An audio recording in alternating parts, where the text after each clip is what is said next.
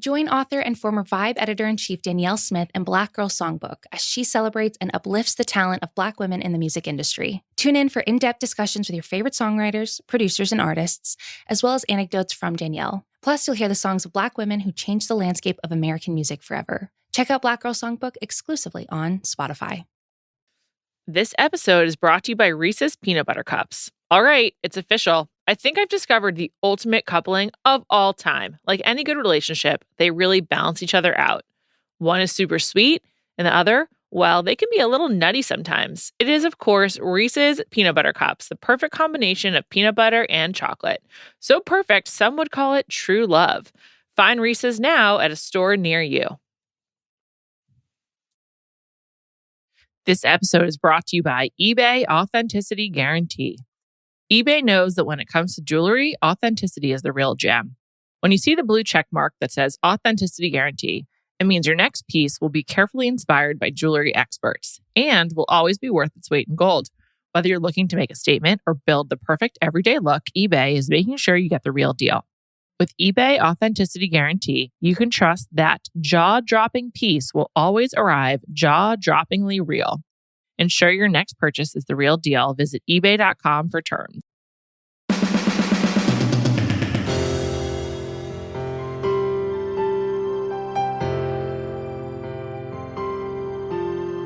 Welcome to Bachelor Party. We are not talking about The Bachelor today. I'm sick of it. We are discussing the real world. I'm joined by Kyle Brandt. Hi, Kyle.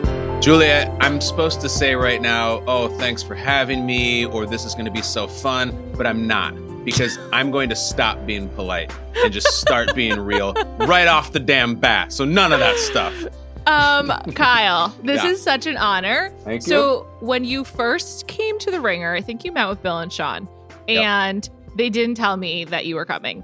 And I was really angry because The Real World Chicago is my second favorite season of this television show I love dearly. I find it very important to be honest with my guests and like insult them in the first 5 minutes. Yeah. So that they just know where I stand. So I'm sorry it's not my favorite. Steven and Irene from Seattle, very hard to top. We have something in common already, Juliet, because not only is Seattle my favorite season, I don't think this is a coincidence. It's my first season. You always remember your first. And yes, people say, did you watch it from the beginning? No, I did not. But I was in college and I watched, you know what's crazy? I actually think that the first episode of The Real World that I've ever seen was the Steven and Irene moment there with the whole like a relationship between us would never work out, Steven, and and the teddy bear and all that. Like, and I said, what the hell is this show? Like, I'm never going to change the channel. I'm watching MTV. And then it was like 2 years later that I was on that show. So I mean, I'm way on Seattle too. That's crazy. So the reason we're doing this right now is because Paramount Plus launched, and one of their flagship programming for their launch is the Real World Homecoming, Real World Season 1 cast reunited in the original Loft. Did you watch it? I did not. I have not seen it. Not necessary. No, it's like super weird. I heard it was a little weird. And here's the thing for me, like it's very personal. That whole concept of like, you're back in the same house and it's the same 6 people looking at you. I'm not using this as an expression. I have had dreams about that where I'm in the middle of the night and I wake up and I'm like, oh my God, I'm in Chicago and it's Aneesa and Tonya and Carrie and Theo and Chris, and like it actually happened. And then I realized it didn't, and I calmed down. And it takes me like an hour to go back to sleep. So the fact that those people did that they really did that, and look, we stand on the shoulders of those people. Those season 1 people ran so we could walk, or whatever the expression is. I respect them, but I didn't watch them, and so I did not watch the reunion. I believe it's they walked so that you could run. That's what it is. They stopped being polite so we could be real and we could be in the confessional in the co-ed shower. I have so many things to ask, but just the way that you said that. Yeah. Was it a traumatic experience? Are you having nightmares or daydreams about this? This is what it was like. All right. So picture this. It's summer of 2001. I graduated from college, and like 2 weeks later, I moved into the house, which just by pure coincidence was in my hometown of Chicago. I went to college in New Jersey, was cast there, and then we're cast in the Chicago season. My parents live close, so it's very personal for me, very emotionally loaded. And here's how I would describe it to Juliet. It's totally It's totally binary, meaning there was a first half and a second half. The first half, you're like, oh my God, I'm on the fucking real world. This is crazy. I'm going to the chocolate factory. I'm going to live in the house. I'm on the same channel as Beavis and Butthead, and I watch TRL, and they're counting down corn videos and O-Town, and I'm going to be on that channel living with 6 other strangers.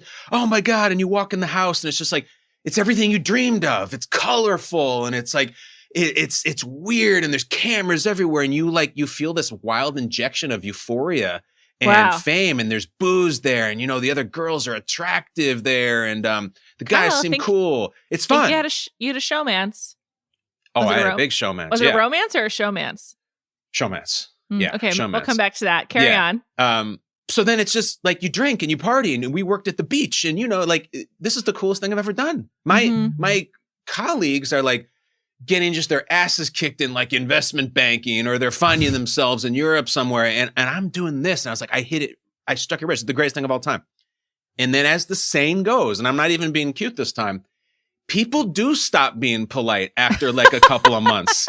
And when it starts getting real, it starts sucking, and it's stressful. And I'm like, enough with the cameras, and I don't like you anymore. And I thought you were cool back in July, but you suck now. You know what it is? It's like you can't leave Las Vegas. You're there. Oh, interesting. For That's 4 a nightmare. months, That's definitely and you're a nightmare. Like, I'm hungover. I'm sick. I'm broke. Like, can I get the hell out of here to McCarran and get home? No, you have to stay here. And for 4 months. So the second half, I lost weight. I was anxiety ridden. I kind of fell apart. And so it really fun. And then hell on earth. I do remember that. I do remember you seeming stressed in the second half. I think when you broke up with Carrie, you just seemed very unhappy after that. I went to Northwestern for college, and kind of it's kind of random. I don't even know why I decided to go there. If you had to ask me, it was a lot of random factors. It was mostly that I just like didn't want to go somewhere in the Northeast, having grown up in New York. Yeah.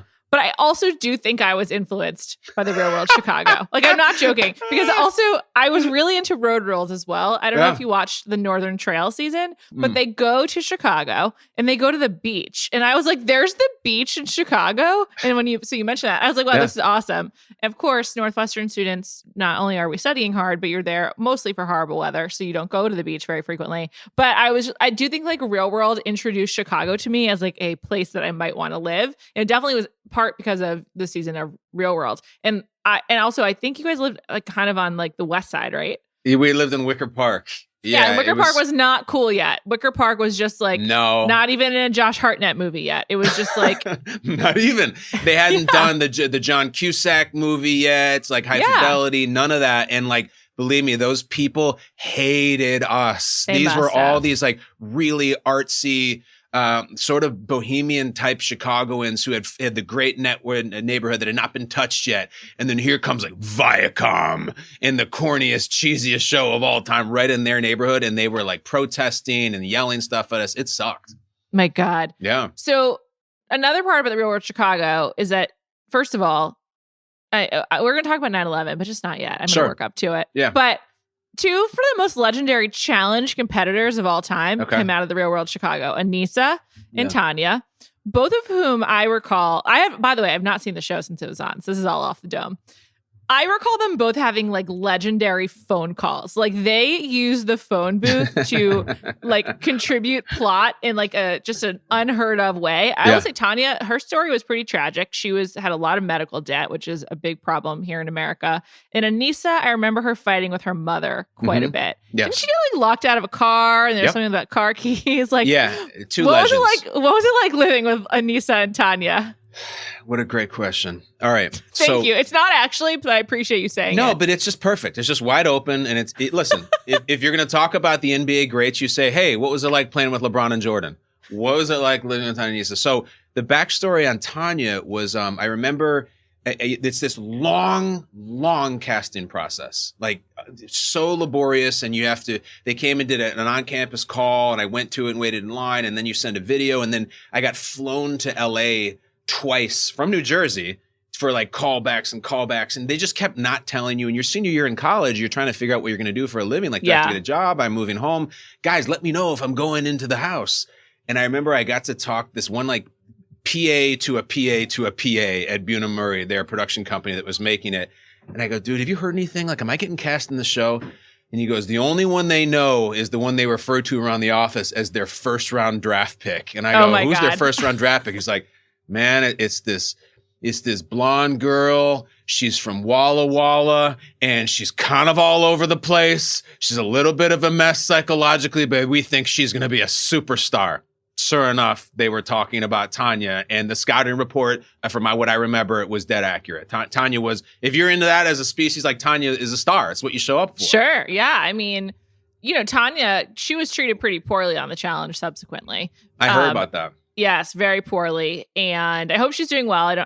She's no longer on television. I wish her the best. But like, just even before that, her and Aneesa were like explosive chemicals in this house. Like, it was really gripping. I do think that your collection of 7 people in some ways was the most varied group of 7. I mean, it hit so many different like tropes. I mean, as a Jewish girl from New York, Kara really spoke to me. And she went to Wash U. Like, it was just like, she had the one night stand. Who could ever forget it? Like, it just like she's so amazing.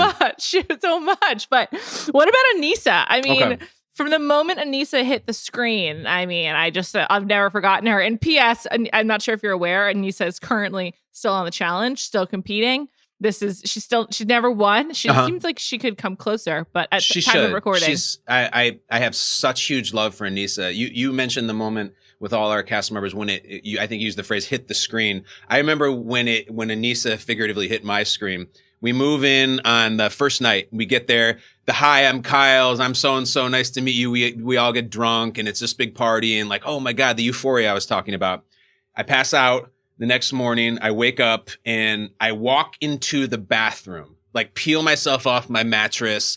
I walk in there, and as I look up, I see Aneesa standing there just in her underwear, like full breasts, full nothing, just standing there like brushing her teeth or flossing. So I just met this person last night, and it's just like a mostly naked woman. And so my immediate reaction was just, oh my God, I'm so sorry. Oh, you can have as much time as you want. And she goes, no, what do you mean? Like, come on in. I go, no, Aneesa, just take as much time as you want. I don't even need it. She goes, come on in, and I'll never forget this. And it's so crass, but it's Aneesa. She's like, I don't know what you're worried about. It's just titties. And I was like, well, it is to you. Is that how this next 4 months is going to be? Because it was. Because if you remember, Juliet, she had this like nudist thing going where she would walk around the living room fully naked. And honestly, like a week after that incident, after I'd had it, like I wouldn't even look up from my book. It was just what Aneesa did. She didn't think her personality and her amazing background and diversity was enough. She was also nude, like for the whole show. And that was just who she was. I wonder if she did that because like Richard Hatch did that. Like that was like a thing back in the day. Like Richard Hatch on Survivor in the first season. I think he's now in jail, or he was. He did a stint in jail. Financial crimes, I think, right? Tax well, that's fraud. funny you say that because Richard Hatch was Survivor Season 1, and Survivor Season 1 was summer 2000. So that would have been a year earlier. Yes. It's interesting. I never thought about it as Richard Hatch. She would do it though, like the cameramen would come out to like put on your mic pack or whatever, and they used to have to use a piece of duct tape and just duct tape it to her skin because there was no clothes, and she would shake her butt in their faces and stuff, and they were all laughing. Like it was all good with her. I never thought if she was inspired by like the great Richard Hatch as a reality contestant, but it's true. It's like Kobe taking his jump shot from Michael or something. Like the greats learn from each other. Yeah. Well, that's the thing. I think there's a lot of like re-examination of reality TV going on right now for so many reasons, and I mean, also I just perhaps ascribe more meaning than I should, but I was like, I wonder if she saw that on TV, because when you went into it, like, what did you expect? Like, what was like your frame of reference for how to interpret this experience? And like, did you have a game plan of like who you wanted to project out to the world as Kyle Brandt? I had too much of a game plan, and it was too much projecting. If I've always said, like, I'll be honest, Juliet, and like, frankly, I think you're being nice.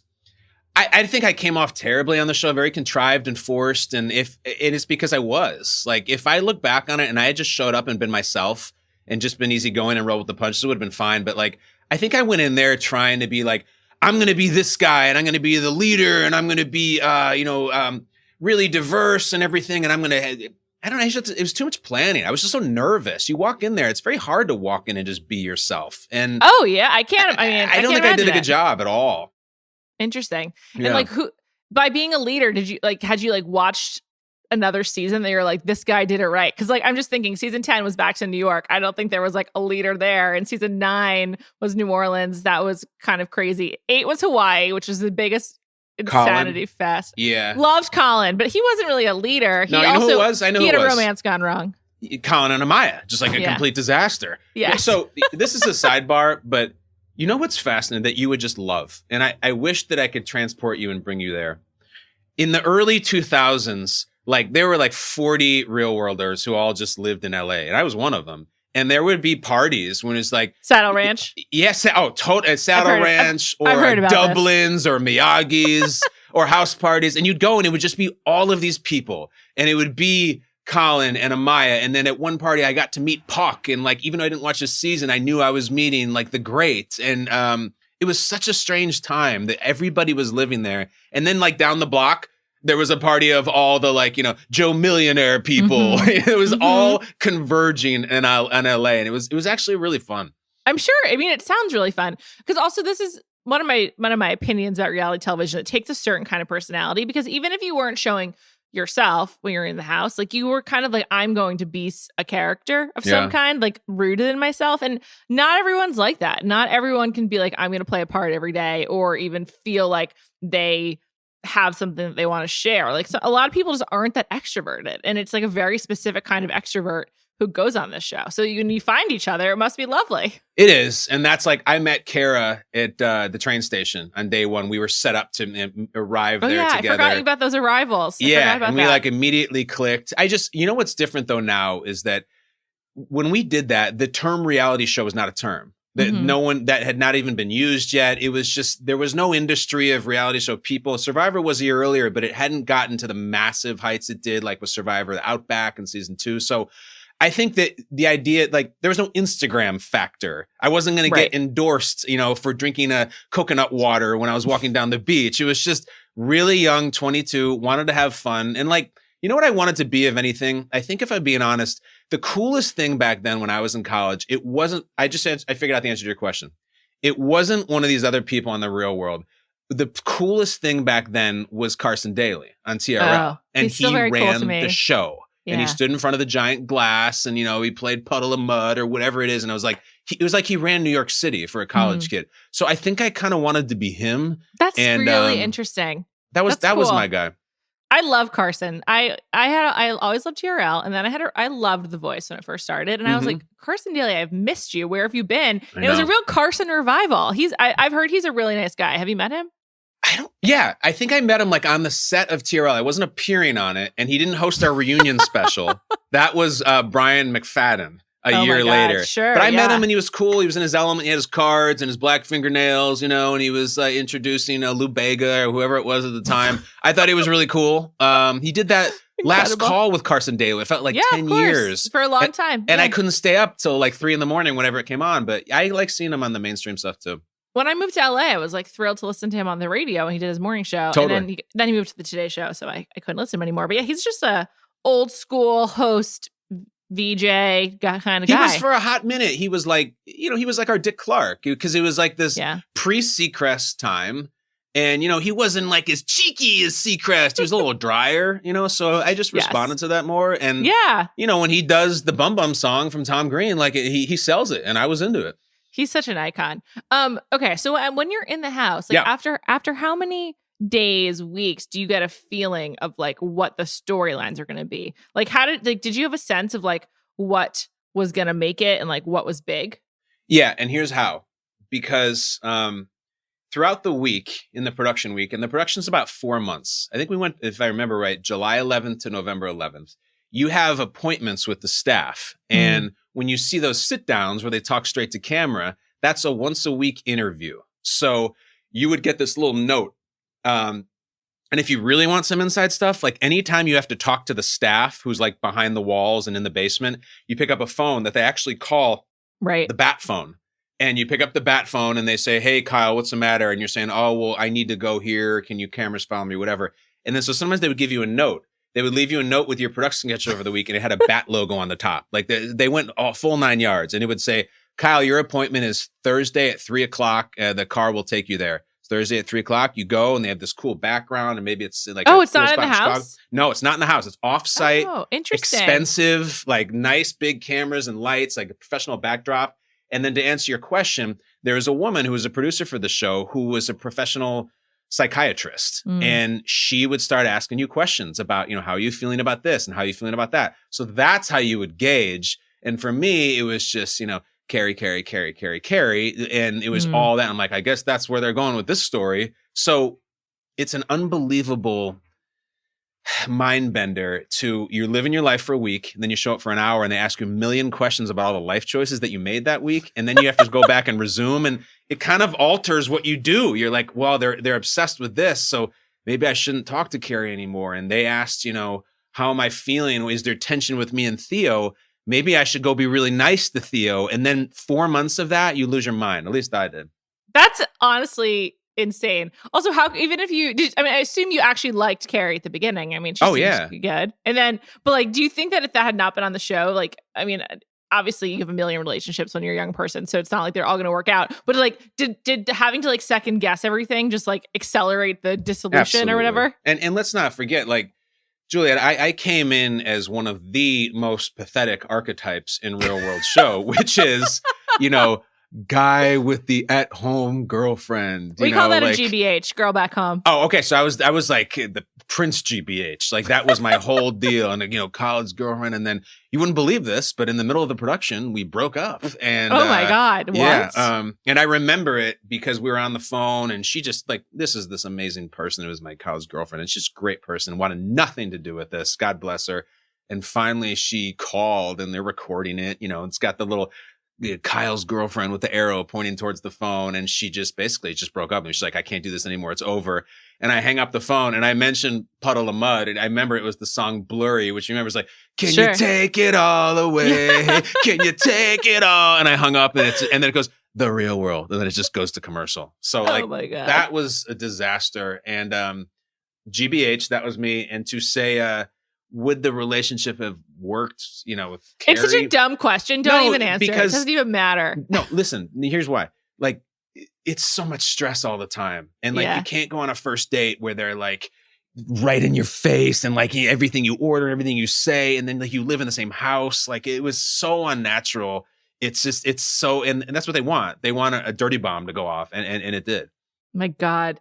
What was your tension with Theo? I don't really remember it that much.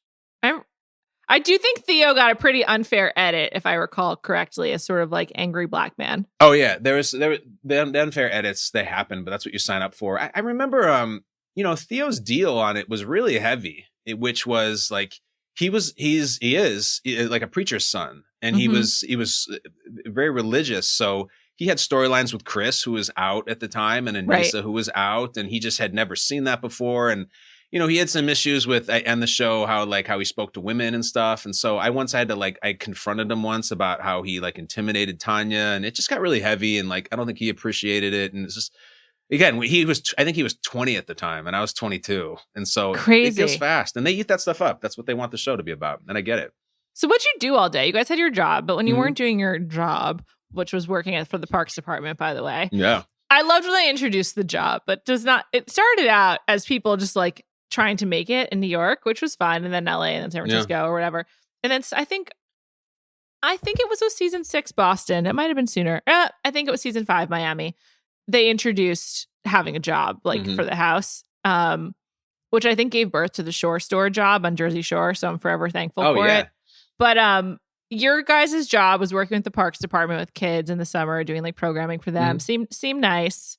What else did you do all day? I've never really understood this. On The Bachelor, it's clearer, but you've got a lot of what I call unincorporated time on the real world. What did you do with it? Well, there's no TV. That's not allowed. There's no phones, and even the phones back then were so rudimentary, it wouldn't have mattered. Just call my mom, call my friends. Yeah, I can call friends on this landline telephone and ask them what they're doing. I remember just shooting a lot of pool because they have that there, and then. Look, it's what you're talking about. It's we're in the house. It's very difficult to leave because to go anywhere, you have to get approved by the staff because like you can't just be like, we're going to go to the sandwich shop. And they're like, oh, we need permission to bring the cameras there. And since all the places in our neighborhood hated us, no one gave us permission. So 7 people like irritated, can't leave the house, bored. And so you either like are attracted to each other or you fight with each other. So I don't remember what we did. I mean, they had like bookshelves and stuff. They were supposed to be books, but like it's a lot of drinking and then it's just a lot of talking that just leads to just a hellscape in the house because there's nothing else to do. It's fun, man. Yeah. Oh my God. Good choice by me. In future seasons, just tell past Kyle in the future they go to Subway constantly because I guess they got clearance to oh really at Subway. So yeah, I think it was Real World Denver where they're like constantly going to Subway. We couldn't even go on the Subway. Like we had none of that stuff. That was bullshit. Did you get to go out? Were there certain bars you could go to? Yeah. It was so bad. It was just God. I remember early on there was this club, not even a bar, like a full-on early 2000s nightclub in Chicago. And people who are listening in Chicago who know about this time will remember this place. The club was called White Star.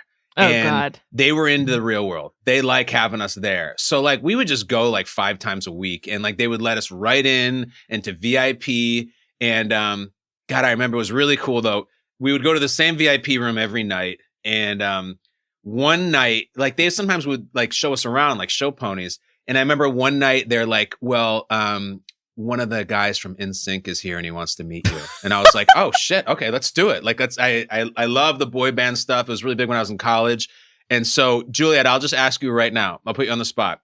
Which member of NSYNC was at the White Star nightclub in 2001 and wanted to meet the Real World cast? Chris Kirkpatrick.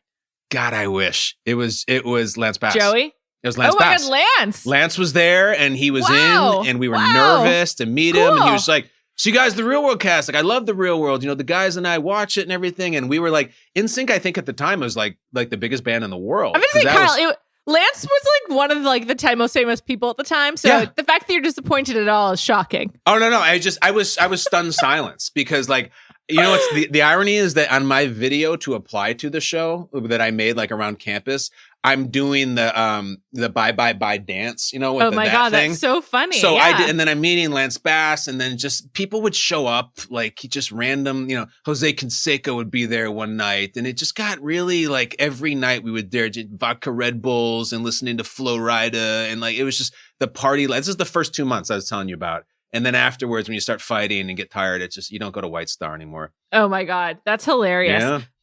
This episode is brought to you by Visible. Maybe you've already let your New Year's resolution slip. We all have, but you can still make a 2 year's resolution with Visible. Right now, you can get a one-line wireless plan from Visible for just $20 per month for 24 months. 24 months is basically 4 Bachelor seasons. That could be 4 engagements, 4 broken engagements, so many other couples we didn't see coming. It's really an eternity in Bachelor Nation. And that's unlimited 5G data powered by Verizon with no annual contracts. Switch now at Visible.com and use the code Visible24. Don't miss out. Offer ends January 31st. New members only. Promotional rate with service on the Visible plan. For additional terms and network management practices, see Visible.com. This episode is brought to you by eBay Authenticity Guarantee. eBay knows that when it comes to jewelry, authenticity is the real gem. When you see the blue check mark that says Authenticity Guarantee, it means your next piece will be carefully inspired by jewelry experts and will always be worth its weight in gold. Whether you're looking to make a statement or build the perfect everyday look, eBay is making sure you get the real deal. With eBay Authenticity Guarantee, you can trust that jaw-dropping piece will always arrive jaw-droppingly real. Ensure your next purchase is the real deal. Visit ebay.com for terms. This episode is brought to you by State Farm. You might say all kinds of stuff when things go wrong, but these are the words you really need to remember. Like a good neighbor, State Farm is there. They've got options to fit your unique insurance needs, meaning you can talk to your agent to choose the coverage you need, have coverage options to protect the things you value most, file a claim right on the State Farm mobile app, and even reach a real person when you need to talk to someone. Like a good neighbor, State Farm is there. Wow. So you got really burnt out. And then I will say, so 2 months in, you said it was from July 11th to November 11th. And you also said they never had TV. Mm-hmm. On September 11th, 2 months in, you guys were in the house And for the first time ever, they brought television into the real world so you guys could watch the news to see what was happening with the terrorist attack on the World Trade Center. And I like casually mention 9/11 on this podcast all the time, but having grown up in New York City, I like think about it frequently, and I'm very like academically interested in it. And I'm curious, like, what was that experience like? I mean, you are in the middle of a madness episode, and you've been in isolation, can't talk to family or friends. Like, who tells you? And then what are the next few days like? It's not at all how it appeared. And it's a really strange set of circumstances that led to what it was like. You know, that day was so bizarre for everybody. It was just oddly in a separate way surreal for me. And when they mapped out their production calendar for 4 months, they blocked off 2 days right in the middle of the 4 months where production was going to shut down, take a break, no cameras, no nothing. And we're going to do promo shoots, and we're going to take you into the Lake Michigan and do a photo shoot. And then we'll take you to Wrigley and do a photo shoot. The 2 days that they blocked off were September 10th and September 11th. So September 10th, we photo shoot all day. It's me, it's the girls. We're in the Chicago Theater and State Street, and then wake up the next morning. And I remember Theo and Chris and I had a 6 a.m. call at Wrigley Field. And we are going to shoot inside Wrigley Field. They got access to it. Obviously, there's nobody there. It's early in the morning. And we get there and we're just posing. And, you know, I grew up in Chicago. Like, this is my cathedral. This is Notre Dame to me. Like, I'm inside Wrigley. I'm having this unbelievable pinch me moment. And then I just remember cell phones started ringing, and the whole crew rather, the sound guys and the women and women clearing people and cameras, they're all New York based. They're all from New York. So they started getting calls, and our exec producer, this guy, Anthony Dominici, came over and he said, so we're going to shut down for a while. And I'm like, okay. And he's like, something's going on in New York. And we're like, what do you mean? He said, a plane hit a building and they're not sure what it is. And they're not sure if it was an accident or if it was something sinister, but the crew's a little freaked out because we have people, have friends and family who work in the Trade Center. So let's just chill for a while. Let's go get something to eat. We walk across the street to the legendary Wrigley Field McDonald's, which is no longer there, but Chicagoans worship the spot. Having lived in Evanston, and we're sitting down and eating Egg McMuffins, and he comes over and he says, a second plane hit a building, oh my and God.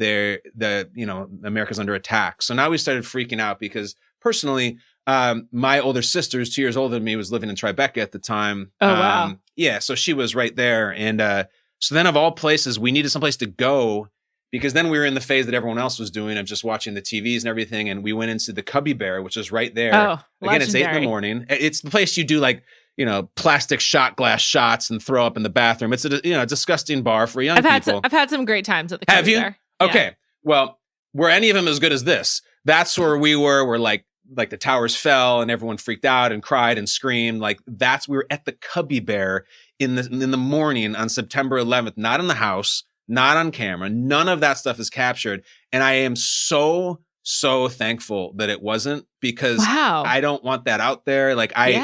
I was very, very upset, and I was very worried about my sister, and I had no idea what she's up to. And, she was one of those people who was like running from the dust clouds in the streets and all that. She must have been. It was terrible. Were you even able to contact her? It was very hard because you remember that day, and I'm kind of like you. I'm fascinated by 9/11, and I'll Google it all the time. And there was just hours, as I remember, where you'd pick up, your Nokia flip and you're calling whoever, and it was just a busy circuit. You couldn't make calls, and we weren't allowed cell phones anyway. So I kept trying to borrow a phone from somebody. So I went through the same hell that everybody did, albeit at the Cubby Bear, and then we just go home and everyone's shell shocked and everyone's freaking out. And the producers come out and they make their pitch and they say, we feel this is important and we should capture this. And we want to start the cameras on again. This is probably the afternoon of the 11th. And they bring out this little TV that they had in the production booth. It was like this, 12-inch TV, and they set it on this coffee table. And then we just sat there for, like everybody else did, for hours and hours and hours. But I remember there was a conscious moment where I don't remember them asking us if we were okay with it, but just telling us we got to roll, because this is, honestly, there's probably part of them that's thinking, holy shit, this is going to be the greatest, most compelling television of all time. And they did it, and they filmed it, and people remember us as the 9/11 season. Yeah. I mean, I will say I I don't think of you guys as the 9/11 season. I think of it as the Chicago season because I just, like I said, it kind of like opened my eyes to Chicago, and that's just pretty pathetic to say, but true. Well, I guess a lot of people learn about places from seeing it on television. But anyway, I don't think of you guys as that season. Also because I think if you watch the challenge, Aneesa and Tonya looms so large. But I do think it's like it's one of the the most seminal moments in American life, especially for Americans currently alive. And so the fact that it was captured on like the kind of first reality show is pretty meaningful and like a pretty big deal. I mean, if you just also think about the other ways in which 9/11 has been captured in the cultural imagination and in pop culture, there's not really an analog to how the real world was present for that, which I think kind of speaks to why the show has had such long legs and whatnot. But I also do think that there was at the time, probably in 2001, the show was like at its peak of like everyone knowing about it, even if not everyone was watching it. I feel like at that point, because you guys were season 11, it's just been like around, it's established. Like there's a few, and like Kit, I think, was doing it from Road Rules, was like on TV, and like there's like a bunch of like alums who had like made a name for themselves. And so I think the fact that like the show also was like present for such a traumatic and important day in like American history is pretty meaningful, even if like the rest of the season, there was like a lot of other stuff going on. I do think that's like a moment people focus on, but it was so weird seeing them bring a TV out because you're like, I'm watching TV, but like TV is not the physical TV is not a part of this. No, never. I'm sure it's the only time they've ever done it. And I remember when the episode aired, whenever it was months later, and they show it, and we're all freaking out and everything. And then there's this clip that they used where Theo had gone into the confessional booth to record some commentary, and right as they went into the commercial, the classic real world commercial shot with the logo, Theo just goes, "Damn, terrorism. That's the real world." And it was like the real world, like in the commercial. And I remember it gave me chills when I saw it. And it's just like, it was wild that we were there at the time. And listen, there was a tiny, minuscule % chance that event would happen in this little window in 4 months that we weren't shooting. Crazy. Any other time, we would have been sitting around shooting pool, drinking or whatever, and the 9/11 would have happened, and they would have captured the whole thing. It's just this weird miracle that it wasn't. It is a miracle. I can't imagine getting that kind of like terrible news on camera like that. I mean, it would just be absolutely insane. God. It really was. And then, there was an aftermath where I finally talked to my sister, and I think it was on the air. I think she had left me a voicemail, and like she was really, really, really upset. And then then they played that, and I don't know. It was just, God, it was so much, that experience. Yeah. It was, even without like imagine. The worst terrorist attack in U.S. history, it was so much already. And then to hit you with 9/11 in the middle of it, and your family, like, this is what I'm saying. I don't think it's a coincidence that was right at the 50% mark, where after the second half of it sucked. I think maybe that's something to do with it. Yeah, because you're just like, there is a real world and I'm not living it, but everyone's saying this is real. It must have been a mind fuck. Yeah. Do you enjoy watching reality television now? Can you enjoy that? Yeah, definitely. I mean, I like it as much as the next person. What do you watch? Well, I got years of experience on The Bachelor, like years. Oh. My wife and I feel like we're really classically trained, but we've kind of jumped ship, and and there's a theme here. I just feel like a couple of years ago, it seemed to me that all the women vying for The Bachelor's attention seemed to be just getting younger and younger, and I feel like The Bachelors were just getting a little more insufferable, and not in a good way. And my wife started just being like, "I'm just not into this show anymore." And I'm like, "Oh, I love it. Come on. I love it. I can't get enough." And she started tuning out, and she was kind of right. So we probably watched, Juliet, we probably watched like 12 seasons, but I think we're kind of out now. What was your final season? Oh, okay. So my wife is not a fan of Nick. Nick Viall, yeah. We tried the Nick season, and she's like, "I can't. He talks like this the whole time, and I just can't stand him." But we had some high highs. And let me pose a question to you, as a consumer, as a sommelier of The Bachelor. I hope I've proven to you it goes beyond The Bachelor. Oh, of course. But this is like one of your specialties. Who's the GOAT? Yeah. Who's the number one Bachelor? The number one Bachelor. Well, last year before Peter's season, we did a countdown of the most dramatic seasons ever. So I did go back and watch a lot. I think Are you asking like who do I most want to go on a date with because he's the Bachelor, or which season would I most want to rewatch? Which individual person as the Bachelor is just like, that guy nailed it? That's my favorite. Who's your favorite Bachelor? That's the question. I think it's Jason Mesnick. I think Mesnick absolutely crushed it, and here's why. Did you watch that season? Yeah, I know that season. Mesnick is the one. He chose Melissa Rycroft, and then do you know Melissa Rycroft? She's like NFL adjacent. I think she married. I think we've met a football guy. Okay.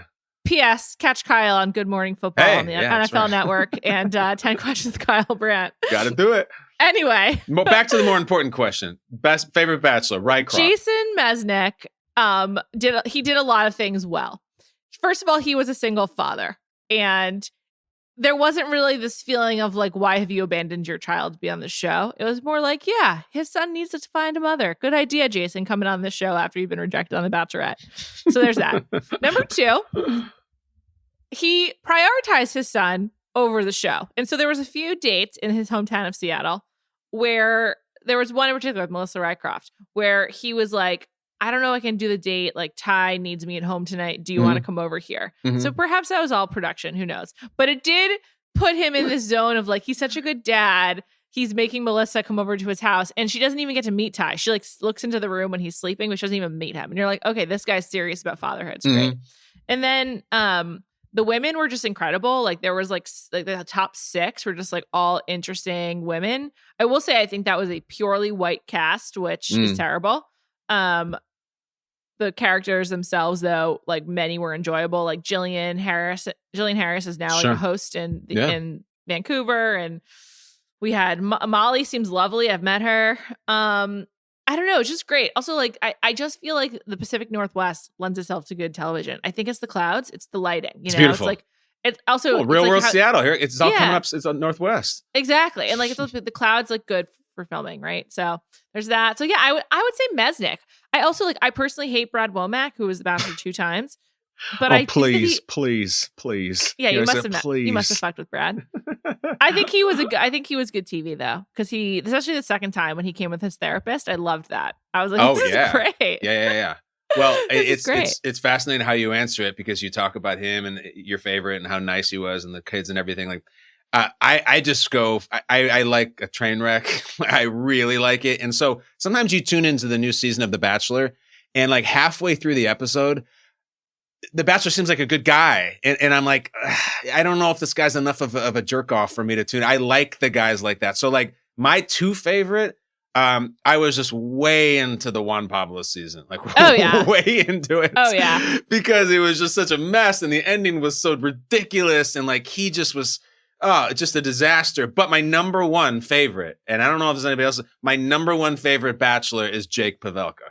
I love the guy. Him. I ranked Pavelka season number 1. Oh my God. Oh yeah. Because and did you count the Vienna like post epilogue? Is that the best moment in Bachelor history? It's my favorite. It was absolutely wild. 2 people who despise each other, who are looking to air grievances for all of like the production craft and the artistry that Oprah showed with Meghan and Harry. Yeah. Jake and Vienna is 180 degrees different. It was That's such the anti-Harry and Meghan as the Jake and Vienna. Oh man! At one point he turns her and he's like, "You sold my soul to a magazine," and it's just. And then you remember the crescendo. It's like. He keeps saying that, like, you know, she undermines him and interrupts him. And a couple, you know, he's just tearing into her. So she's interjecting.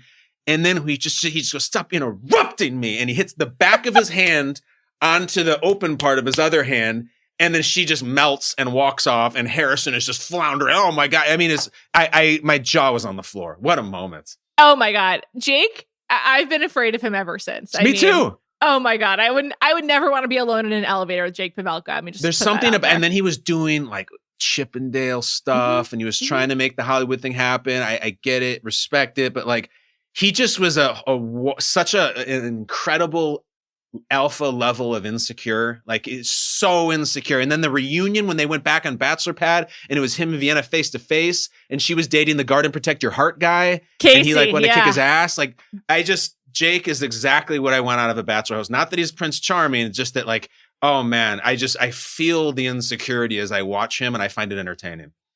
He was really entertaining. That season was really entertaining, and there was many women on it too who you're like, oh, I kind of like them. Also, Ali Fedotowsky, great Bachelorette. She was on that season. She left to go back to her job at Facebook to go work for Facebook, which is like, come on, like, did she really go back to her job, or she was like, I don't think I want to marry this pilot. I don't think I'm going to do it. Either way, great pulling of the ripcord. And Juliet, I should also watch this all over as I'm saying. Jake's insecurity was so entertaining. He was so insecure. Like, I'm the guy who was terrible on The Real World. Like, I lived that life. So, like, it takes one to know one. And I totally get that. Oh, my God. Did you continue to watch The Real World after you were on the show? Or were you just like, I'm done here? You know, what happened after Real World Chicago, as you know, the whole series changed. Maybe the whole industry changed. Absolute left turn. It was never the same because it went to Vegas and they were never the same. It went to Vegas and it's just orgies and just sex. And I guess that sounds fun, but like there was just no substance. And I just remember being really pissed off and like, again, insecure and young because, you know, I'm in LA and I'm trying to do the acting thing, which is just a deep, turgid, viscous cliche. And I was the reality show guy being in LA. And it's so funny because like, I would go on these auditions, you know, for 2 lines and CSI, whatever. And like in the waiting room to go in would be guys that I recognize from, who is it? What was the one where the guy's like a nerd and she's like really hot? What was that called?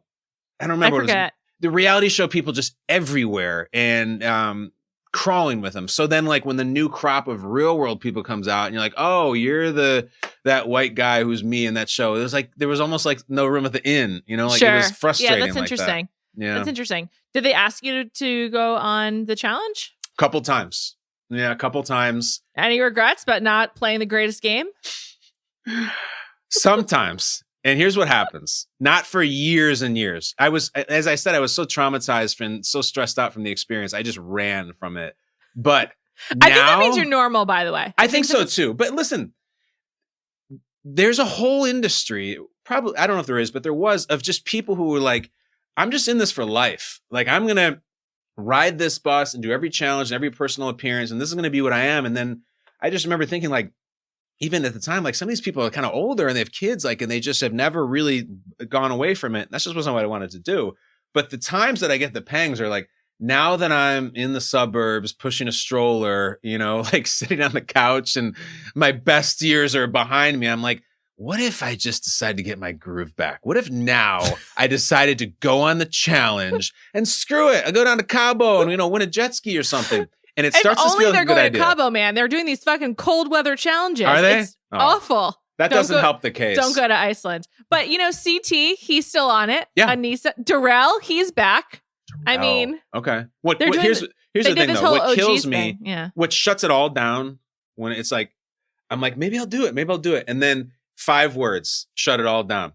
This season on the challenge. And I'll see a promo for like this upcoming season, and it's just, it looks like the worst thing I have ever taken place in ever. It's just like someone getting punched, and there's a night vision cam, and there's jacuzzi triple kisses and like body shots. And I'm like, I'm watching Peppa Pig with my 4-year-old, and I'm going to sleep at 9:00 on a Saturday. I don't want to do that. And so I don't think it's going to happen. I just want to tell you a couple things. First of all, I don't have kids, but I also like to go to sleep in like the 9 o'clock hour on a weekend. It's just tired. Feels great. Yeah, totally. I'm like ready the next morning, good to go. I get a lot done. Bed's nice and warm and soft, isn't it? Feels great. I mean, I'm productive at 6:30 a.m. So like, what else am I looking for? That's number 1. So don't worry about that. Okay, number good. 2. If only they were doing those things on the challenge. It's gotten like weird. First of all, you may or may not know, there's like a ton of British people on it, and they brought a lot of great international. What is this? Why are they sauce? British? See, you're telling me there's no punching and kissing and it's British people in cold weather? Like, what the hell is this show? There has not been a hot tub in years. See, I'm thinking of like Coral and The Miz. Of course. Like the good old times. days. The good old days where they're like in, you know, like Playa del Carmen. Or and like, Eric Nice is just working out. Where are those people? I know, right, man? This is like, now there's Big Brother people like dominating the show. There's a whole Big Brother alliance. Big Brother? We spit on the Big Brother. Those are beneath us. What are we doing? Mixing with Big Brother with the steerage? Ugh. I know. So if you were asked to do, so The Real World Homecoming currently airing on Paramount Plus. This is not even a Paramount Plus plug, I tell you. But I think that Paramount Plus was locked into launching this network, and then COVID happened. They're like, fuck, we don't have a good show. So I think they like scrambled and made this happen. And so basically they had the cast come to New York, they quarantined, and then 6 of 7 of them moved into the loft. Eric had COVID, he couldn't do it. And they then recorded for 6 days. They filmed for 6 days, and that was it. Which I think is like, how are they possibly going to get enough material out of that? With no Eric? No, well, Eric like FaceTimes in. It's crazy. He's quarantining in a hotel. COVID, man. I know. And I'm just like, Eric, you're the show, but whatever. Would you do that? 6 days in Chicago in the chocolate factory? Yeah. Here's what I feel about it, Juliet. Like, I'm not even going to say, oh, they got to pay me or no. I feel really strongly, and it's why we're talking right now about that's part of my life. And that I hate when people do something and are just refuse to speak about it, or like they're over it. Like, I think it's really kind of weird and lame that like Mark Wahlberg just won't touch Good Vibrations. He won't do it. He won't sing it. He won't parody it. Like, you're so successful. You've gone on other things. Like, you know, that's a chapter in your life. That I always refer to The Real World as a life tattoo. It's always going to be there, no matter what. Like, I could become president of the United States. In my opening press conference, there'll be a question in the back of the room about, so did Aneesa go in the co-ed shower, or did they allow the cameras in there? It's never going away. So yeah, it's like, you know, this sort of corny pop song that the musician had earlier in their career, but people remember it and they still sing it. So my long answer is, yeah, I think I would do that thing, because like, I just am so annoyed by people who run from things and don't embrace them, because it's never going away. It's very, very well said. I would love like a full year of programming of like, just like each season gets, you know, all of the good seasons. There's certainly ones I would cut, like St. Thomas, worst season of all time. But you probably didn't even watch They had that one in St. Thomas, the Virgin Islands? And it blew. It sucked. They like needed a boat to get off their little island. It was so bad, man.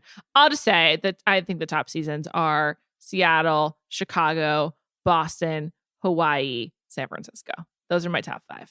Seattle is amazing. And it's no one-trick pony either. It's not just Stephen and Irene. It's not at all. It's, there was a guy who killed himself and like called in and told her that it happened. And there's some crazy emotion. Lindsay. I wanted to be Lindsay when I was younger. With the red hair? Yeah. I was just like, I would like to be her. Like literally, she was my role model for a long time. But yes, that someone very close to her committed suicide, and she found out about it on the show. Nathan had that really just sort of like toxic relationship with his girlfriend. And I think that was like the first time I like witnessed a toxic relationship. I was a kid. David and the producer, just heartbreak in the car when he's not supposed to. You don't even know, right? Yeah, exactly. This is I the liked realest David shit a lot. there is. Me too. Yes. He was great. It's 2 different colored eyes.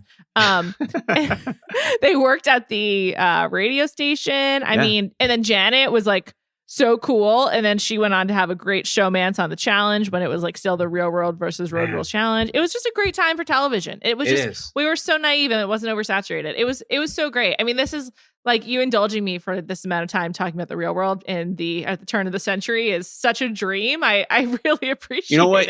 I forgot a huge thing that you would love this. This is what you should have been at. There was the equivalent of Real World Woodstock.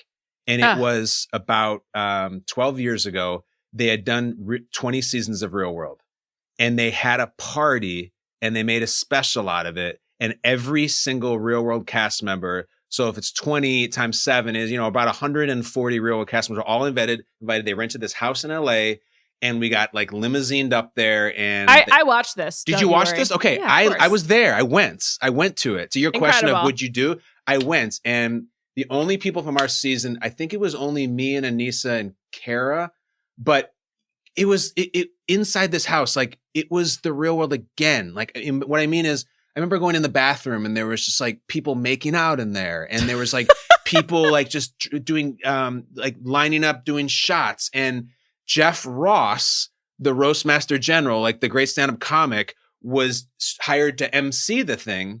And as the story went, Jeff Ross got up there, and his thing at the time was just he ripped people apart and celebrities who do the VH1 roasts. And I remember we're all around the pool and he starts roasting Real Worlders as, like pathetic losers. And it didn't go over well. And people were like, hey, This is not you taking shots at George Clooney, so you know, who's like a movie star, a millionaire. Like I'm actually having a hard time and you're calling me pathetic. So a group of guys went up to him in the middle of his set.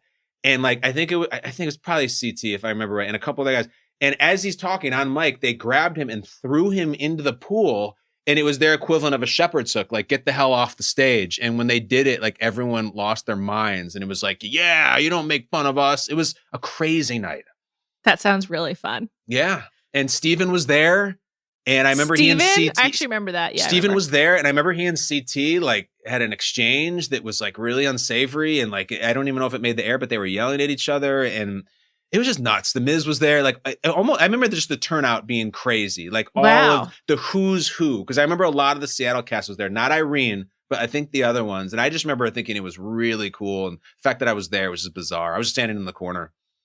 You know who was there? Seth MacFarlane was there. He showed up, and this is 2008 or something. So like he wasn't he was famous for Family Guy, but I didn't really even know who he was. He was dating face famous. No, not he wasn't face famous yet because this is before his movies and stuff. He was dating a former Real World girl. I don't remember who she was. She was blonde. But then I remember striking up a conversation with him, having no idea that he was the Family Guy guy, and he was just talking about how he's such a huge fan of the show. And then we ended up like partying with them later. It was a great night. It was like my last single night. I met my wife shortly after that. I feel like you had a lot of fun in your 20s. I was in LA. I was on a soap opera. I had a house in the valley. Like, yeah, it was awesome, man. It was awesome. Now you're in the suburbs. That's great. Yeah, now I have this computer I'm doing this on, resting on a pack of ramen noodles that we bought for quarantine. And there's a dartboard on the floor and some Nerf darts. And I got a 7 and a 4-year-old, and they're just barking at me upstairs. All right. Well, for more Kyle, listen to 10 Questions with Kyle Brandt every Wednesday on Spotify. Pat McAfee this week. Check that one out. Pat McAfee this week. And then tomorrow we are taping 10 Questions with Rob Gronkowski and his girlfriend, Camille Kostek, SI cover model. We're doing the first ever tandem 10 Questions. So I don't know how that's going to go, but we're ready. Since it's a video podcast, I urge you to get them to dance. Absolutely urge you. Oh, really? Yeah. Okay. I know she's like a really good dancer. He does it too. They do it on TikTok together. Oh, that's the thing, right? Okay. Yeah. They TikTok. God, Juliet, you do TikTok too? How hip are you? You do all the stuff. I do not do TikTok, but I just know about it. For the beginning of COVID, I did for like a month. I was like, hey, this is what kids are doing. Yeah. I hated it because I like to do stuff on my phone passively. Like I like to play a quiet game, and TikTok's very noisy. But one of the people I followed was Camille Kostek, and I was like, oh, her and Gronk, they don't dance a lot, and they get after it. Okay. Yeah. You know, I have to say, a couple days ago, maybe even yesterday, I got a text from a female friend of mine named Katie who lives in Chicago, who I haven't talked to in a long time. And she texts me out of nowhere. She goes, oh my God, stop. You are doing Juliet's show. I guess you teased it or something like that. Yeah, she's like, this is my favorite thing you have ever done in your career. Like, she is such a huge fan. She's way into your stuff. And no matter what I've done and any other place, this is the Mount Everest for her. So you obviously have some fired up fans, Juliet. Thank you. Well, Katie, I hope you're having a great day. Thanks for listening. Kyle, thank you so much. Unfortunately, we'll be back talking about The Bachelor on Monday. Fortunately, it's the finale. Emmanuel Acho. It's his time to shine. I'm so excited. I heard he did a good job. So he's hosting the After the Final Rose. Of course, we'll be discussing it. And then we'll be moving on. I don't know what's next, but I'm very excited. Thanks so much for listening. Have a great weekend.